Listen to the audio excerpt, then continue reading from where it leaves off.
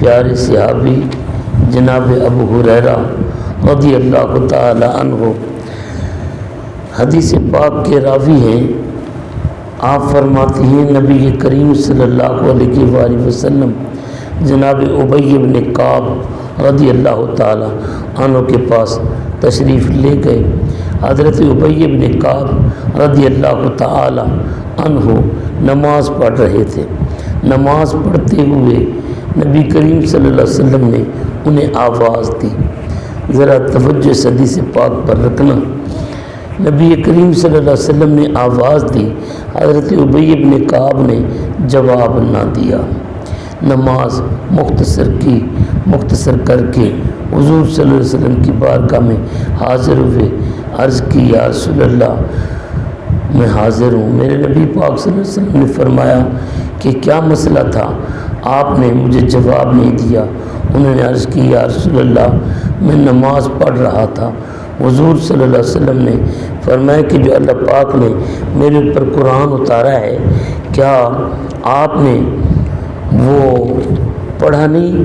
اس میں کیا آپ نے یہ فرمان نہیں پڑھا استجیبوا للہ وللرسول اذا دعاکم لما یحییکم، کہ جب اللہ اور اس کا رسول تمہیں بلائیں تو تم لبیک کہتے ہوئے حاضر ہو جاؤ۔ کیا تم نے یہ نہیں پڑھا؟ اب اس آیت کا مطلب یہ ہے کہ اگر تم نماز میں ہو، اگر تم کسی عبادت میں ہو، اگر تم کسی کام میں ہو، اگر تمہیں کوئی اور طبعی رکاوٹ نہیں ہے تو اللہ اور اس کے رسول کے بلانے پر تم حاضر ہو جاؤ۔ اب نبی کریم صلی اللہ علیہ وسلم کے اس فرمان پر حضرت ابی بن کعب کہتے ہیں یا رسول اللہ غلطی ہو گئی، کوتاہی ہو گئی، آئندہ ایسا نہیں ہوگا۔ اب اس حدیث پاک میں غور کریں کہ نماز پڑھ رہے ہیں۔ اب یہاں ایک بات درمیان میں کرنا چاہتا ہوں۔ ایک مولوی ہیں جسے لوگ شاہ اسماعیل شہید کے نام سے پکارتے ہیں۔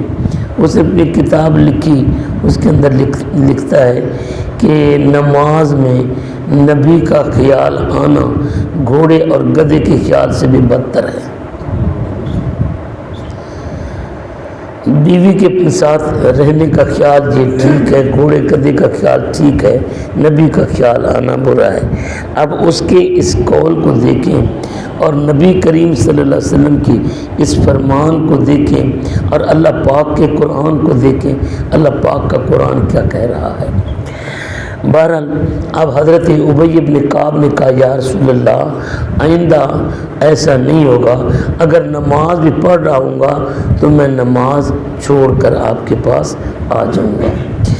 اب اس کے بعد حضرت ابی بن کعب رضی اللہ تعالی عنہ کو نبی کریم صلی اللہ علیہ وسلم نے ارشاد فرمایا اے کعب اے ابی کیا میں تجھے ایسی صورت نہ سکھاؤں جو تورات میں بھی نہیں اس کی مثل اتاری گئی، نہ زبور میں نہ انجیل میں؟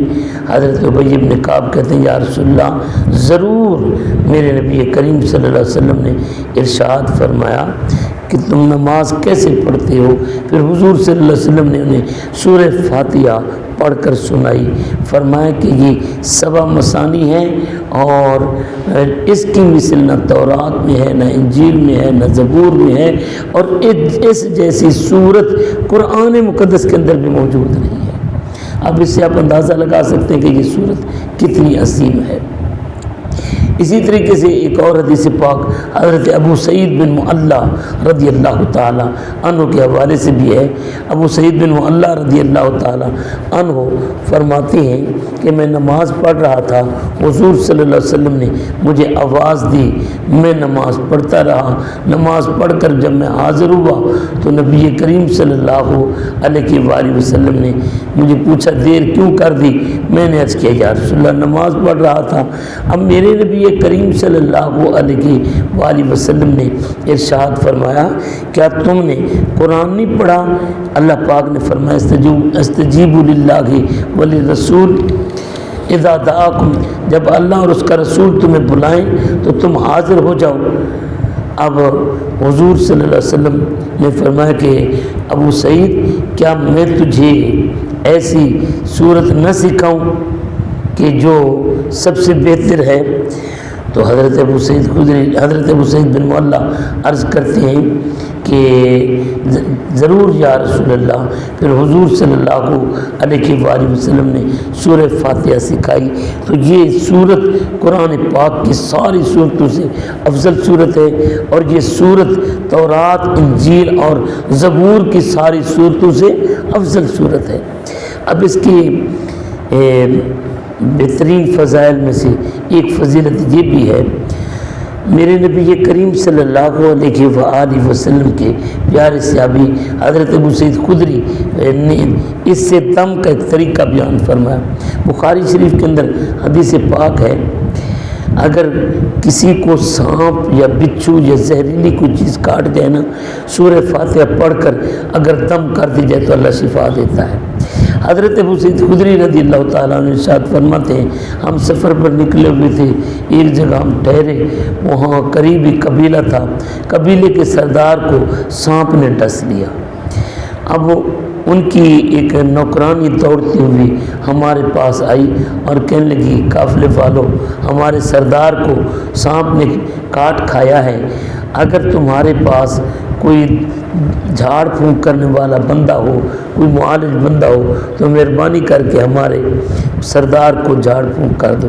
ایک بندہ ابو سعید خدری فرماتے ہیں ہم میں سے اٹھا اور اس کے ساتھ چلا گیا۔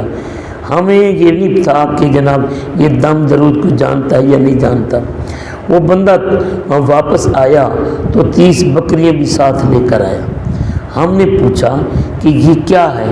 کہنے لگا جی میں نے اسے دم کیا ہے، اللہ نے اسے شفا دے دی ہے، اس نے مجھے یہ بکریاں دی ہیں، اور ساتھ ہی اس بندے نے پورے قافلے کے لیے پینے کے لیے دودھ بھی بہت وافر مقدار میں بھیجا۔ ہم نے اسے کہا کہ کیا تم دم کرنا جانتے ہو؟ اس نے کہا جی مجھے کوئی دم نہیں آتا، میں نے تو سورۃ فاتحہ پڑھی اور دم کر دیا، اللہ نے شفا دے دی ہے۔ اب حضرت ابو سعید خدری رضی اللہ تعالیٰ عنہ فرماتے ہیں ہم نے اسے کہا کہ اللہ کے بندے اب اس مال کو تم نے چھیڑنا نہیں جب تک کہ اس کے جائز ناجائز ہونے کی اجازت ہم رسول اللہ صلی اللہ علیہ وسلم سے نہ لیں۔ ہم مدینہ منورہ میں آئے، نبی کریم صلی اللہ علیہ وآلہ وسلم کی بارگاہ میں آ کر ذکر فرمایا۔ میرے نبی کریم صلی اللہ علیہ وسلم فرماتے ہیں یار اسے کس نے سکھایا کہ یہ پڑھ کر دم کرنے والی صورت ہے؟ اب میرے نبی کریم صلی اللہ علیہ وسلم ارشاد فرماتے ہیں یہ مال جو تمہیں ملا ہے نا اس کے حصے کر لو اور میرا بھی حصہ نکالنا۔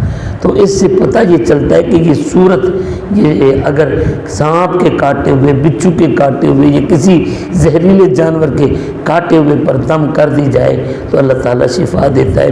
اسی طریقے سے حضرت خارجہ تیمی رضی اللہ تعالیٰ عنہ فرماتے ہیں اگر پاگل کو یہ صورت دم کر دی جائے تو اللہ اسے بھی شفا دے دیتا ہے۔